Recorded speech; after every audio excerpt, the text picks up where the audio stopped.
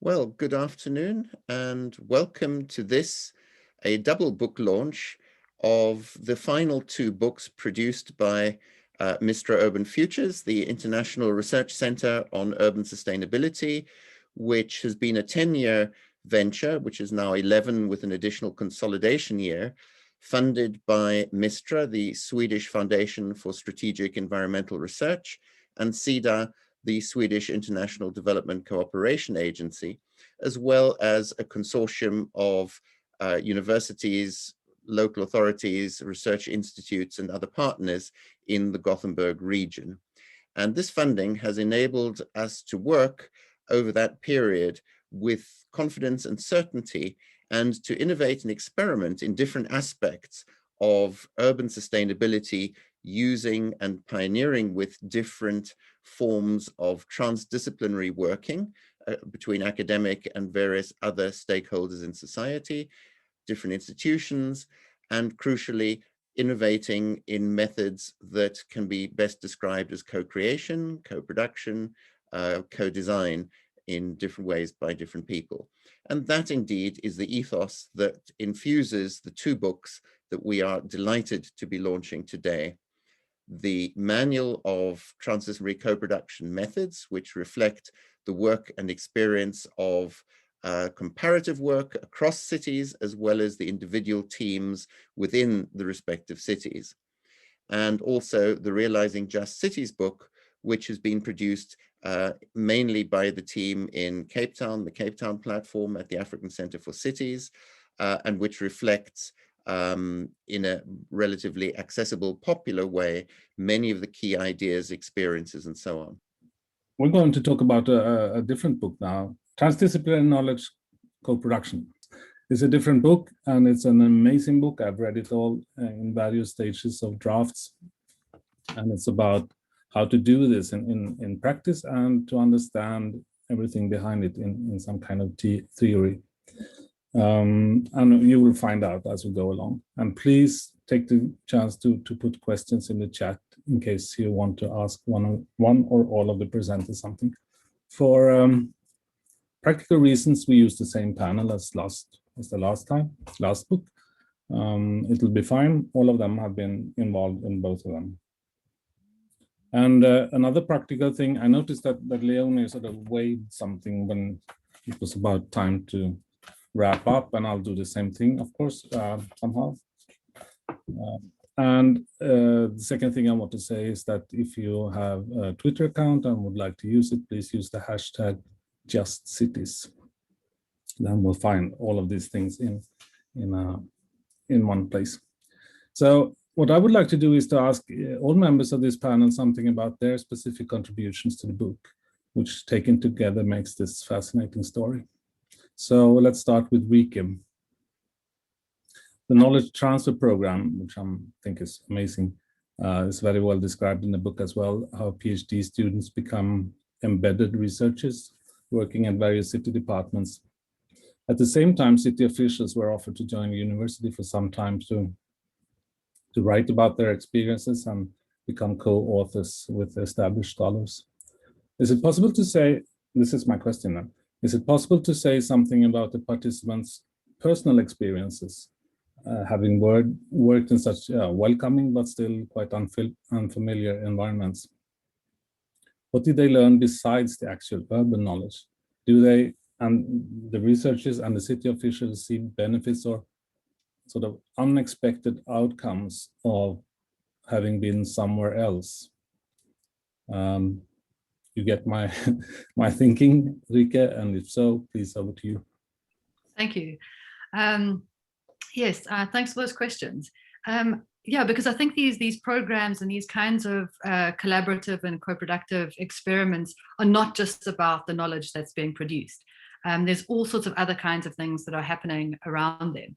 Just for those who may not know the details of it, there are PhDs who are embedded in the city of Cape Town who work on very particular issues. So those can be around climate change, energy governance, green governance, the space economy, transit-oriented development, localization of SDGs, cultural mapping, planning, and impact assessment.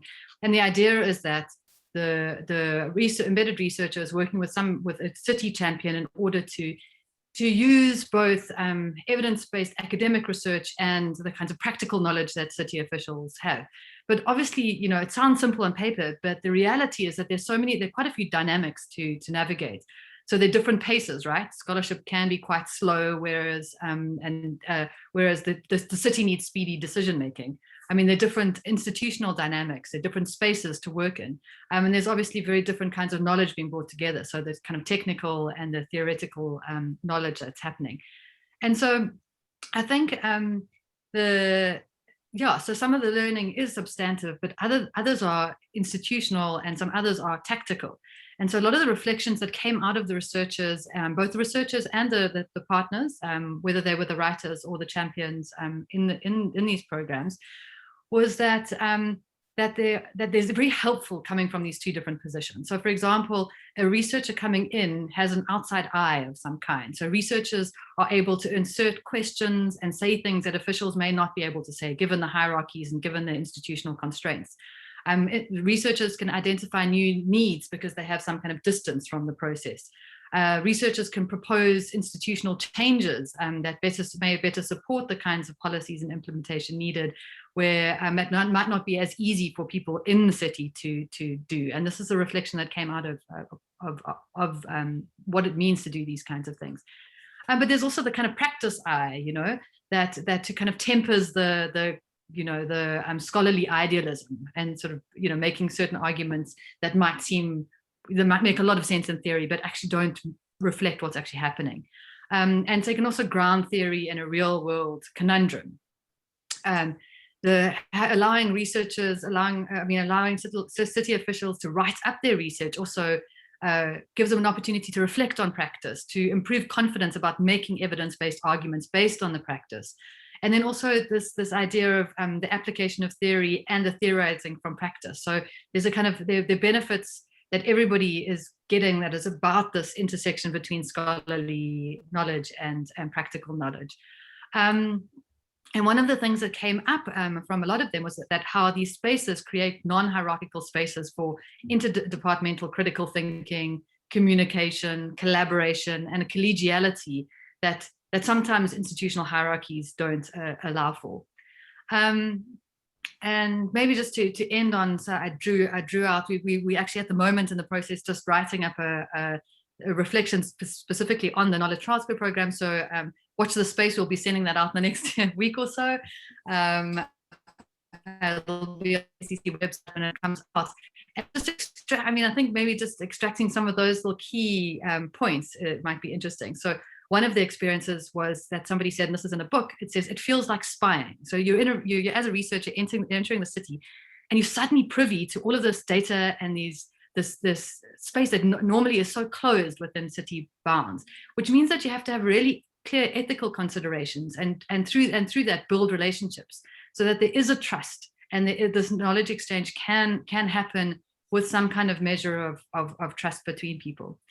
Somebody else said that it was frustrating but fruitful. So going into the city and identifying just so many blockages, there's so many things that look like impossible constraints, but then the wins when there's something happens around that, is so much, it's experience and, so much more because, it's very visible when change can be seen. One of the researchers also said that one of the most interesting benefits of the knowledge transfer program was that interdisciplinarity was celebrated.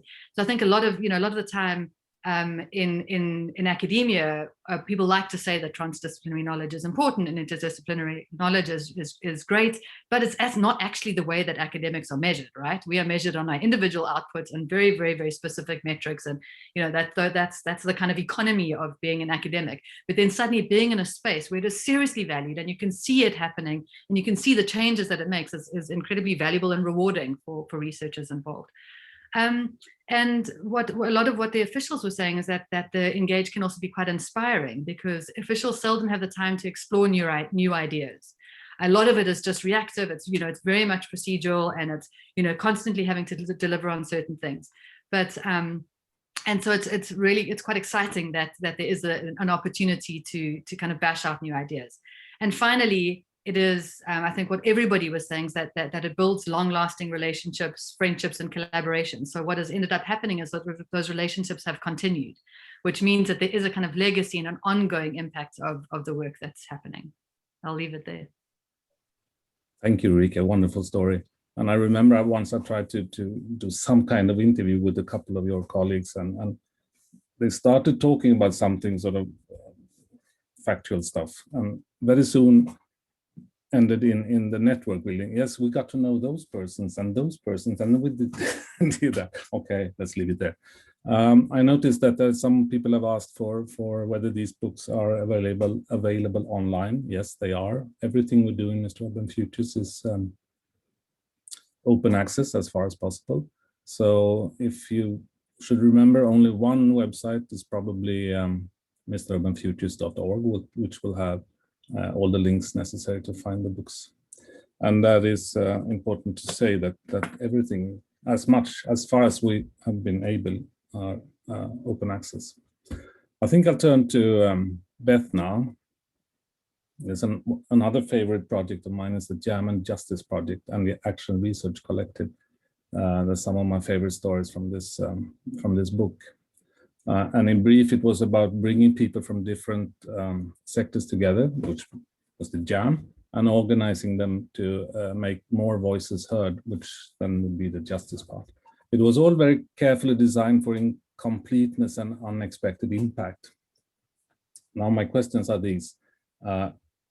Is this a recipe that could be used almost anywhere for this sort of multi-stakeholder development work?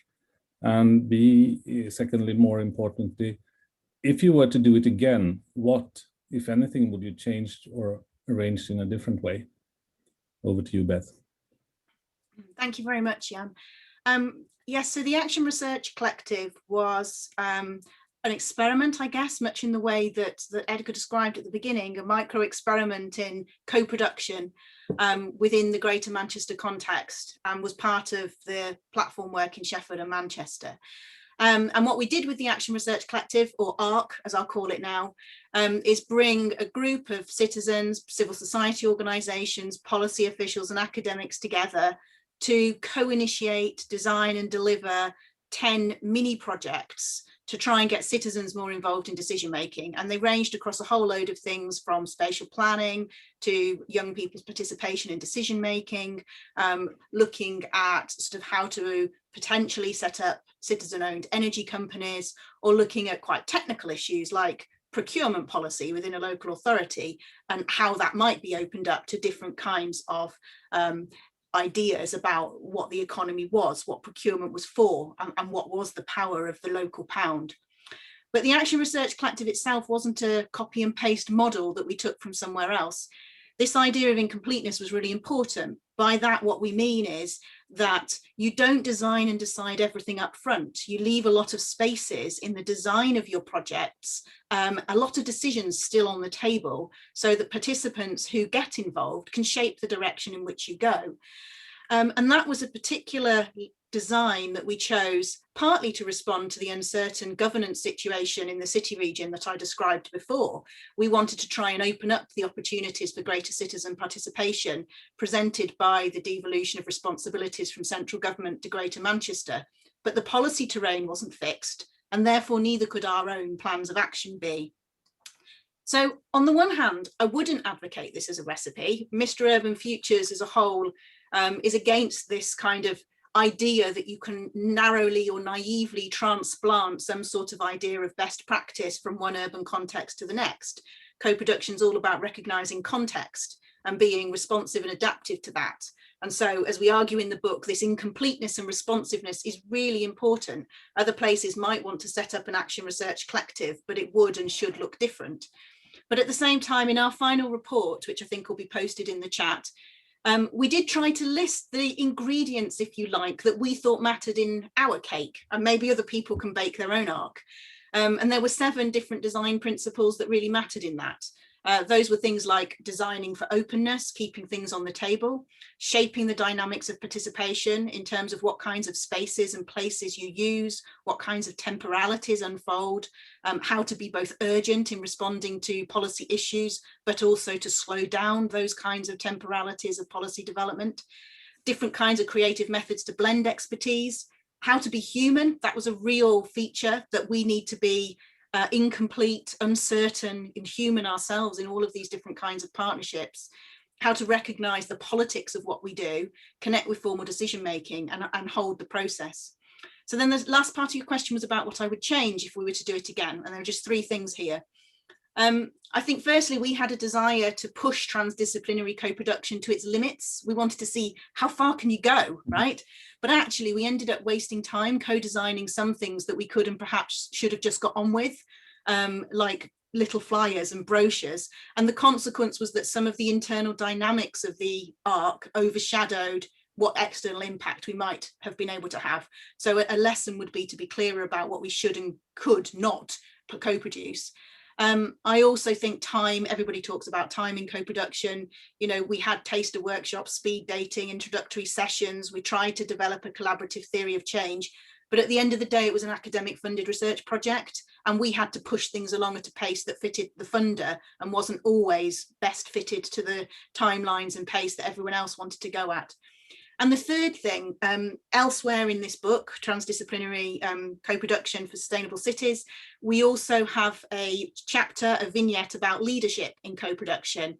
This is a point we develop in the book, and we talk about 4 different styles of leadership in co-production. What does good leadership even look like? And for us, we didn't always agree on how we should lead the ARC and what roles academics should play. And I think I would have surfaced that earlier on in our process. And that's why, you know, reflexivity really matters, that we learn, that we unlearn, that we recognize the politics of what we do in these processes. Thank you, Beth. Wonderful. So there is a recipe, kind of, but you don't know how much of each ingredient you want, and you don't know whether you should add something or take out something, and you don't know for how long time. Will be. A lot of the things about principles, isn't it, with co-production, yes, rather than a concrete method. Right, exactly. Thank you for that. I would like to say, I see there's a lot of links in the chat now for different books and things. Just wanted to show you this one as well, which we produced last year, Comparative Urban Research from Theory to Practice, which is also possible to download for free from the Mistra Urban Futures site. And I guess all of us were involved in that somehow, one way or another. Anyway, Michael. This is something completely different. We're going to talk about Lake Victoria, I think. It's one of the top 10 lakes in the world when it comes to both beauty and significance, but also an unfortunate victim of invasive plants and algae and loss of biodiversity over the last decades. And as you've told me many times, sustainability in Kisumu context means livelihoods for people. It can't happen without that. So when the fishermen had to go ashore because there were no more fish to be caught, you had to co-create new thinking and co-produce new knowledge about fish farming, a strategy that led to both successes and failures. Can you tell us a little about how the people living by the lake have perceived fish farming industry and that emerged in the emptiness of the fish in the lake and when it more or less disappeared? And also how the university was received. Have you also, and if you have also seen the unexpected outcome that has been reported from other places? Michael, please. Thank you so much, Jan, and all the participants for giving me this opportunity once again. I want to say that in this particular case, we look at knowledge co-production in this process, and what the outcome of this process now makes us rethink about how this needs to be done. I want to say that this process was focusing on critical areas, and when we undertake knowledge co-production, we must be aware of the environment in which we undertake this process, and we have also to be aware of the issue that we are focusing on. And for example, here we are focusing around Lake Victoria, and we know Lake Victoria is a source of livelihood, the people living around it. for water, sorry, for water, but more so for the fish. And we also understand that we are talking about food security. And food security in Kenya is very, very critical. And of course, not only in Kenya, if you look at the SDG, is something that relates to SDG number 1, that talks about eradicating poverty, and SDG number 2 that talks about having zero hunger, and also relates directly to SDG number 3 and even number 11. So this is something that is it's at the very heart of everyone here. So when we experimented fish cage farming around Lake Victoria, and we realized that Lake Victoria had been a source of fish for food and also for economic income of the people living around it. And because of uncontrolled fishing and use of unauthorized gears, there have been overfishing to the extent that traditional fishing methods was no longer quite beneficial. So we experimented with a new type of fishing so as to improve the level of food security in this region, that is fish cage farming. And we did this through a knowledge co-production process where the local community was also involved. So in this process, we realized that the focus was the community came to learn how this can be done very, very easily. And because we were dealing with a critical issue here of food security, within a very short time, before we completed the cycle of the co-production process, there was in a nearby beach, there was numerous replication of fish cages within the lake. So it is a process that was picked up. We can say it was successful because it was picked up very fast by the community, and not only by the community, even the government departments focused on looking at issues of food security, because even the politicians, because some of them contributed to introducing hundreds of cages, while the experiment was focusing on 10 cages, the reproduction came in hundreds and hundreds within a very short time. So before we came up with the recommendations, we were seeing the process being picked up. And then what we realized that when we designed this process, our research priorities was on food security, but we did not, the lake, the pollution of the lake was not the priority at this particular time. And the participants also realized that in Kenya, food security is one of the big 4 agenda that is being focused by the government. And it is the first one, even the big 4 agenda. So it's something that is taken very, very seriously. So there's a lot of lessons that we can learn from this process. So what is the next step? For the community, they have found a way of accessing food within this region in a place that they had difficulties. So it was difficult to stop them from continuing with that process. And also in a sector which does not have adequate policies and regulation to guide the process. So it was going rampant. So we also realized from the research point of view then that we had to reprioritize our priorities, our focus. So we felt that it was necessary that issues of environment could have become first than the issues of priority. But this is not the government priority or anyone's priority. Nobody thought of this at the beginning. So what we are saying is that this is an unexpected outcome. And more so when you are dealing with a critical issues that is at heart of everyone. In this process of co-production, we note that all the participants have a specific interest. They are not interested in publications, scientific publications and articles that we may be interested as researchers, but they are focusing in solving their issue, the critical need. And then before this process was complete, before we came up with research recommendations in this process, they had already learned how to get the fish from the lake through this process. So this is something that we have to rethink when we are undertaking this process. I think the process of how this took place is well documented in this book. And any one of us can go through and see how it happened and the challenges that it posed. Thank you. Thank you, Michael. Wonderful story. And thank you for all those sharing all of that with us. We're going over to my Swedish colleagues, but before we do that, I would like to mention, or actually say a very, very warmly and heartfelt thank you to the editors of this book, two of whom are present here, Beth and David, but also, of course, to Kerstin Hemström, who has done a great job with this, and Mary Polk and Henrietta Palmer, who could not be with us, neither in the audience nor in the panel today.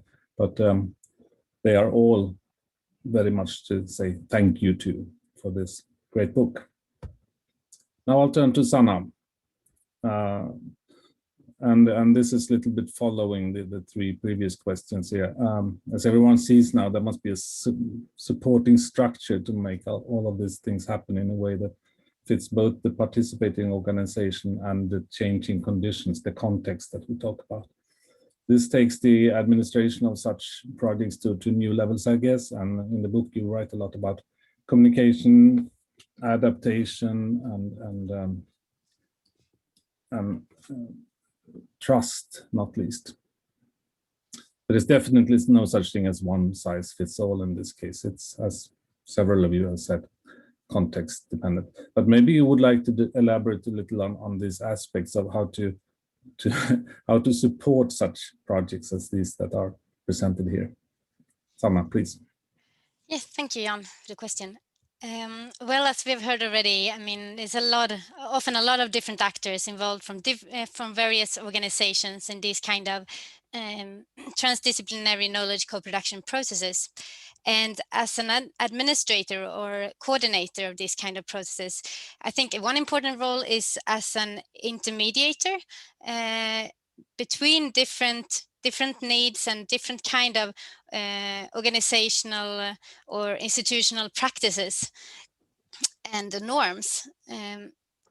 On one hand, as an organization, you need to ensure compliance with the norms and rules and regulations of the host organization of a university.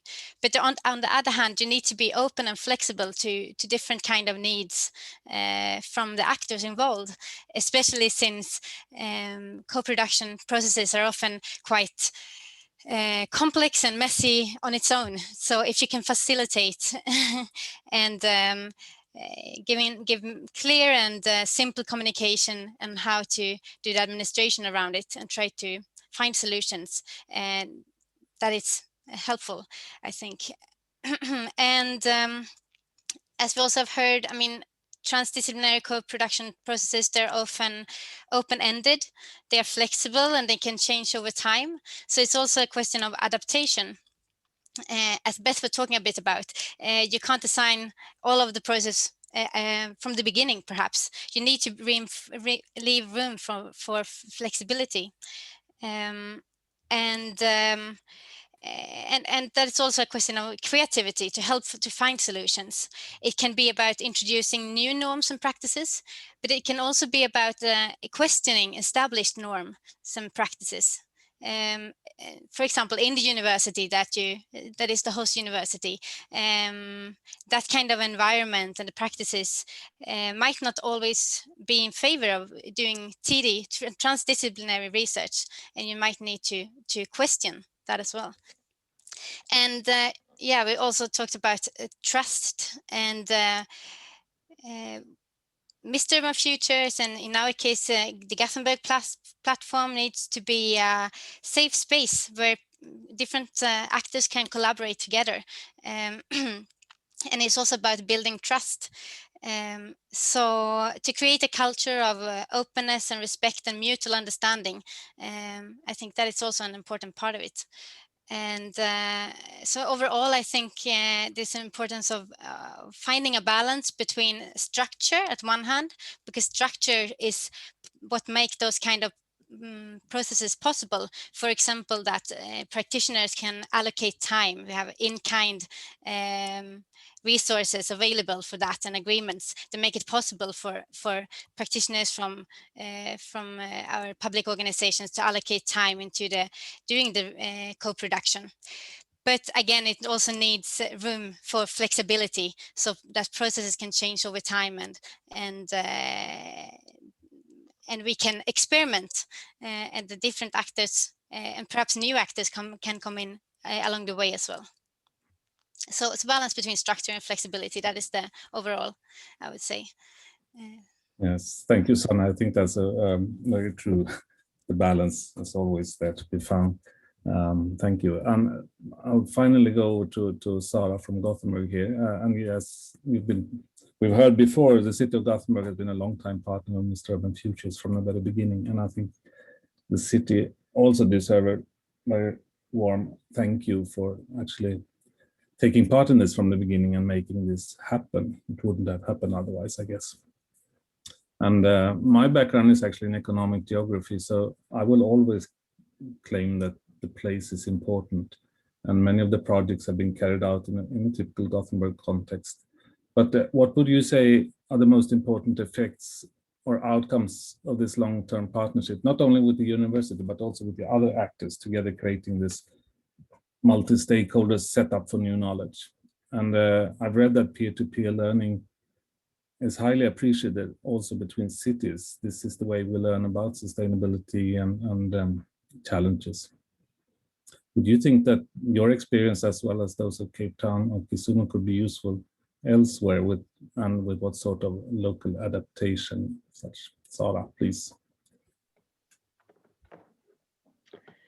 Okay, I hope I interpreting your question right now, but some of the specific or impacts that we see in the city are mentioned in a lot of these different publications throughout these 10 years, and specifically these books that we have that are new today, and I think that pointing out different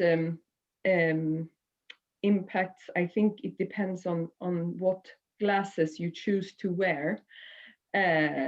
You can see them differently within the city. But I want to talk about one outcome, is that the local interaction platform in Gothenburg, the GOLIP, now lives on as a center of sustainable urban future, a very important outcome for us. And it is essentially the same partners with both Chalmers and the University of Gothenburg, and all of our local and regional public stakeholders, in total 8 partners.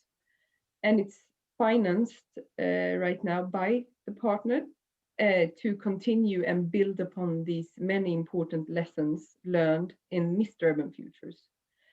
And since all the stakeholders choose to continue and added some as well, I think it shows that the impact and the outcome has been important for the city. And I think it's very useful because it has all these stakeholders around, again, multi-level, and we're all gathered around the same table with a common goal. And as before, it's designed to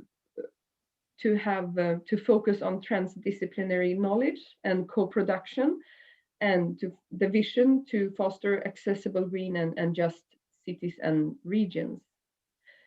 And this collaboration will now be more focused on the challenges that we face within the city and within our region.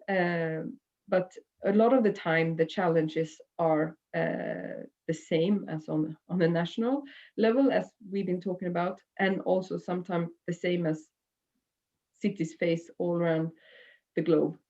We've learned that. And so the aim is to continue to have collaboration with national and international partners, even though we might have been a little bit more introvert in the beginning, since it's still a fairly large transition in becoming a local platform standing on its own and with different mechanisms of management.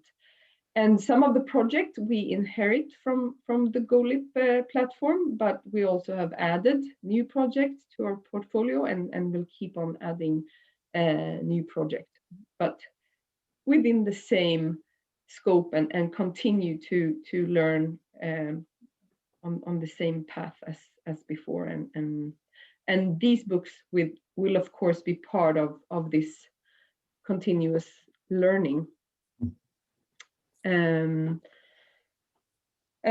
I think that if you on this perspective, if it's possible in other cities, and I think it's yes, but of course it's a question of financing, as in unfortunately many times, and just the willingness for stakeholders to collaborate in this way and identifying the stakeholders that might be interesting and interested and build upon that. And I think that the knowledge collected within all of the cities can be used in many other countries and cities.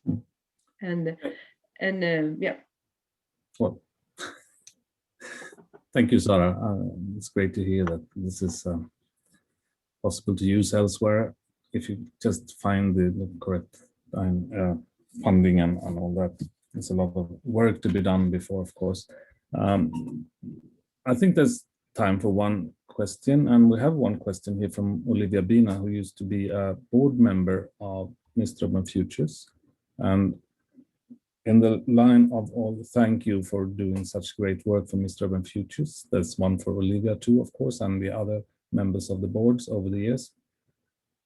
The question goes like this. COVID has revealed again how limited is the capacity and willingness to join epistemologies and voices to frame the problem and its solutions. What key Mistra Urban Futures inspired initial steps would you recommend to our urban governments who are struggling with this pandemic? And this is a 1 hour, 52 minutes question, but let's try to do it in like 3 minutes. Anyone wants to have a go at this? Beth, please. Yeah, it's a great question. Thank you, Olivia. I can't see you, but if I could, it would be nice to see you again. I mean, firstly, I agree with the challenge, actually. There's been a real tension produced by the pandemic. You know, this concept of an emergency generally precipitates a very top-down command and control closed type response. And certainly in the UK, we've seen a reassertion of centralized control under this kind of guise of urgency, where all kinds of really illegitimate, untransparent, undemocratic sort of decisions have been made and justified in the name of emergency.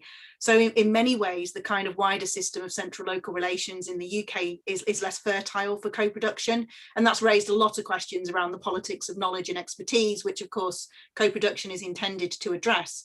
But at the same time, I think it has actually vastly increased both the understanding of and recognition that co-production might be the best way forward for local governments. It's centered questions of inequality and marginalisation in a way that we've not been before. I was tracking some of the Greater Manchester change in discourse for the output that David's actually referenced in the chat, this symposium in City, looking at different experiences in our cities. I was tracking the Greater Manchester experience, and there are words that are now appearing in Greater Manchester strategies that I would never have thought possible. They're even starting to critique neoliberalisation and trickle-down economics. I mean, you know, wow, I wouldn't have imagined COVID would produce that. But I think the thing I would say to them is, now is the time to try something new, although it may feel less that there's a choice rather that this is a necessity. Despite the national situation, it's worth trying. But my biggest concern is that it's not lip service. So I think that if local authorities want to do this, they actually do need to start by admitting what they don't know, and by admitting that they need to centre the needs of those people they claim to speak on behalf of in the hearts of their decision-making processes. Thank you, Beth. Wonderful. And by that, I think we'll have to go back to, this is just because of time, not because it's not interesting. Well, I will say thank you to all the panelists, and it's been a great time listening to you and hear all those answers to my maybe odd questions. But with this, I would like to give the word back to David to summarize this day today. David, please. Well, thanks, Jan and Leonie and our 5 panelists for very clear and insightful comments, which I think illustrate the respective remits and scope of the 2 books. I just want to pick up one thing that Beth said in her initial comments on the co-production manual, and that is our ethos has very much been against the idea of a kind of template or blueprint approach to each of the methods in that book. And so we have taken great care in writing the book and editing it to ensure that as far as possible, we explain the particular context and the particular factors at play, rather as Beth did and all the other panelists in their respective examples, on the ground in whichever city it was, or where it was a joint methodology of more than one in those cases. And to distill, as far as we can understand, what the, as it were, magic ingredients were that made it effective in that context. And secondly, providing guidelines to teams elsewhere who wish to adapt and adopt that sort of methodology to try to make it as locally appropriate as possible, because the idea of a transplant or a replication is, for the reason that Beth again just mentioned now in her response on COVID, anathema. And each of these things has to be done and dovetailed and made locally appropriate. That's the good side. The downside, of course, is it takes a little bit more time, it takes some research, and it takes some effort to work through all those parameters to make it effective, and we can't say how long that will take. That, in a shorthand, is also one of the challenges that we've all faced in our respective contexts. And if you look at the broader literature on co-creation, co-design, co-production, that is replete. Where people try to transplant something, it almost certainly doesn't work, precisely because it hasn't been made relevant to the local context and the local circumstances. So that is one of our guiding messages, as it is through the other books and the outputs, that we do not represent an attempt to find a magic bullet, a silver bullet, a template, a blueprint, or any of those words. Just the same as we don't talk about expert knowledge, we talk about best practices, we talk about guiding principles in a way that helps, hopefully, other people to figure out how to make these sorts of approaches, to utilize these sorts of methods in ways that make sense on the ground in each of the local contexts.